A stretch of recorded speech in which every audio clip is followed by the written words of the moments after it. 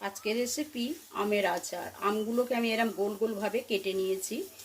দিয়ে দিলাম, যতটা আম দেব ততটা চিনি দেব। আর চিনি হাফ টিস্পুন চিনি। এটাকে ভালোভাবে আগে মাখিয়ে রাখবো। মাখিয়ে আমি 10 মিনিট রেস্ট রাখবো। আর একটু আদা এইভাবে কুচিয়ে নিয়েছি, দিয়ে দিলাম।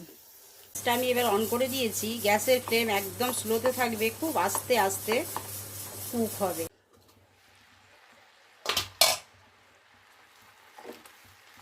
দেখুন পুরো একেবারে, আমি কিন্তু একটুও জল দিইনি। চিনিগুলো, লঙ্কাটা বীজগুলো বার করে কুচিয়ে নিয়েছি, এটা দিয়ে দিলাম।